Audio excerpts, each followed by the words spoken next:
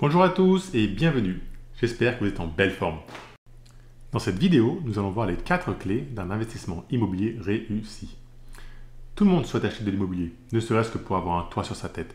Cela fait partie d'un besoin de sécurité fondamental.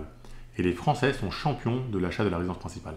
Néanmoins, aujourd'hui, nous n'allons pas parler de résidence principale, mais d'immobilier locatif, c'est-à-dire acheter un bien immobilier pour le mettre en location. Et pour cela, il y a 4 critères à bien prendre en compte avant de se jeter à l'eau et de faire une offre sur un bien locatif. Alors restez bien jusqu'au bout de la vidéo et c'est parti.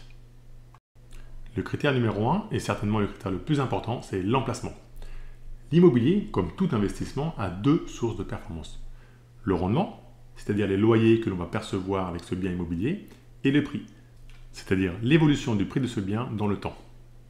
Il faut donc trouver un emplacement qui est excellent maintenant, donc avec un potentiel locatif fort, et qui sera toujours un excellent investissement dans le futur, dans au moins 10 ans.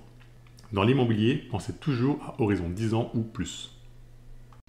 Pour valider le potentiel locatif, il faut valider la demande locative et le montant des loyers. Pour la demande, identifiez les bassins d'emploi et cherchez un bien à proximité. Cela peut être proche des commerces, des hôpitaux, des zones industrielles ou des zones touristiques. Pour le montant du loyer, contactez une agence immobilière ou postez tout simplement une annonce sur les sites spécialisés, type Se Loger, Le Bon Coin, voire même Airbnb, selon le type de locataire que vous recherchez. Pour valider le prix du bien, regardez le prix des transactions passées sur le site officiel de Valeurs Foncières, le lien se trouve en description. Sur ce site, vous trouverez toutes les transactions passées enregistrées par les notaires. C'est très pratique et ça permet de chercher les prix quartier par quartier. Les données sont mises à jour tous les 6 mois. Épluchez aussi toutes les annonces immobilières pour aller chercher le juste prix. Enfin, recherchez des zones où le solde migratoire est positif. Un solde migratoire positif sur un territoire signifie qu'il y a plus d'arrivées de personnes que de départs.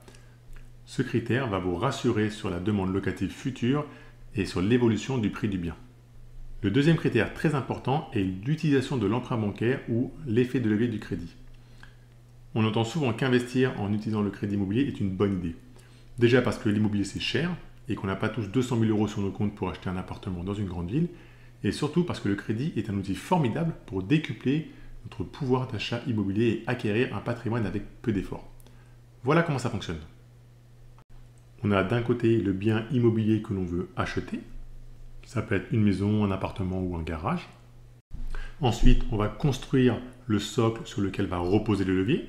Ce socle correspond à notre situation financière au sens large, à savoir l'épargne financière, les revenus, le statut professionnel.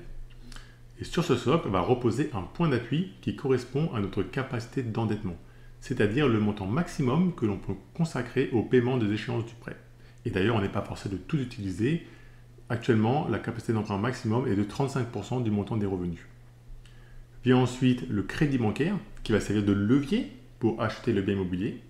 Et enfin, l'effort d'épargne mensuel et l'apport qui vont être la force qui va permettre de soulever le bien immobilier et donc d'investir. Si l'un de ces éléments est mal dimensionné, la capacité d'endettement, le prix du bien, voire l'effort d'épargne, le levier ne fonctionnera pas.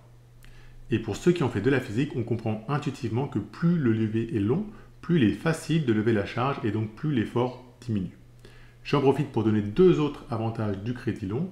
Il permet d'augmenter la rentabilité de l'opération et aussi il permet de protéger ses proches plus longtemps grâce à l'assurance décès invalidité qui est obligatoire. Je ferai une vidéo pour mieux expliquer le fonctionnement de l'effet de levier du crédit sur un cas concret prochainement. Et si ça vous intéresse, n'hésitez pas à me le dire en commentaire.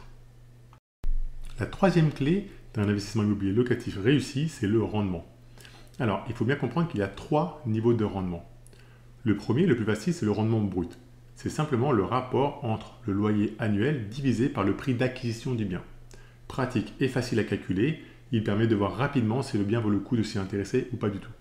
Par exemple, pour un bien acquis pour 100 000 € avec des loyers de 500 € par mois, il aura une rentabilité de 6% par an. On peut ensuite calculer ce qu'on appelle le rendement net. Ici, le calcul devient plus précis. On va prendre en compte les charges liées à la location du bien, à savoir les charges de copropriété, la taxe foncière, les assurances propriétaires non occupants, etc. Ce calcul du rendement net est pratique, mais il reste encore incomplet. On peut ensuite calculer le rendement net-net. C'est l'indicateur ultime car on prend en compte ici la fiscalité. Comme je vous l'avais déjà dit, l'immobilier est un actif captif qu'on ne peut pas délocaliser. Il est donc fortement taxé. Il faut donc prendre en compte l'impact fiscal qui va dépendre de votre taux marginal d'imposition, du régime fiscal choisi, etc. Le calcul n'est pas évident et il faut un simulateur car par exemple, si vous optez pour le régime réel d'imposition, les intérêts du crédit sont déductibles des revenus fonciers. L'imposition annuelle va donc varier en fonction du temps car les intérêts d'emprunt sont de moins en moins importants plus le temps passe. Les vendeurs de rêves ou de formation immobilier vont se focaliser uniquement sur le rendement brut, en omettant évidemment une partie des frais. Faites donc bien attention. Et pour corser un petit peu le débat, la rentabilité est aussi importante.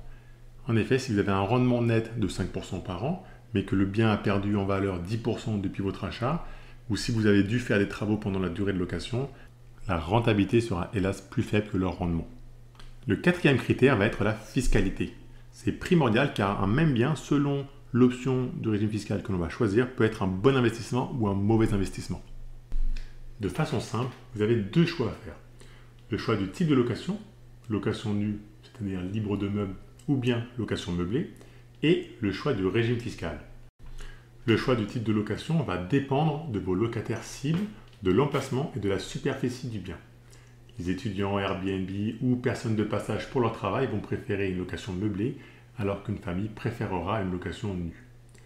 Si vous optez pour la location meublée, une liste de meubles bien précise est à prendre en compte et les démarches administratives sont un peu plus contraignantes que pour la location nue. Pour la location nue, vous avez le choix entre le régime micro ou le régime réel. Dans le régime micro, vous profitez d'un abattement de 30%, mais aucune autre charge n'est déductible. Le régime réel va vous permettre de déduire des frais liés à la location, comme les intérêts de l'emprunt, les assurances, taxes foncières, etc. La fiscalité va s'appliquer sur 70% des loyers pour le régime micro et sur la différence entre les loyers et les charges déductibles pour le régime réel. Pour la location meublée, c'est pareil. On a le régime micro qui offre un abattement de 50% mais aucune autre charge n'est déductible et le régime réel où on peut déduire les frais liés à la location et également un amortissement qui lui sera fait calculer par un comptable.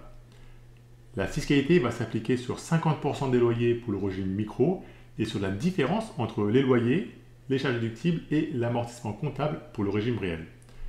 L'imposition sera la même partout, à savoir votre taux marginal d'imposition plus les prélèvements sociaux. On observe que l'imposition dépend de votre TMI actuel et futur. Souvenez-vous que l'immobilier est un investissement projeté sur 10 ans minimum et c'est toujours du sur-mesure. Voilà, cette vidéo arrive à son terme. Vous connaissez maintenant les 4 clés de l'investissement dans l'immobilier réussi. Pensez à liker et à partager cette vidéo afin de m'aider avec l'algorithme. Je vous souhaite une bonne journée. Au revoir.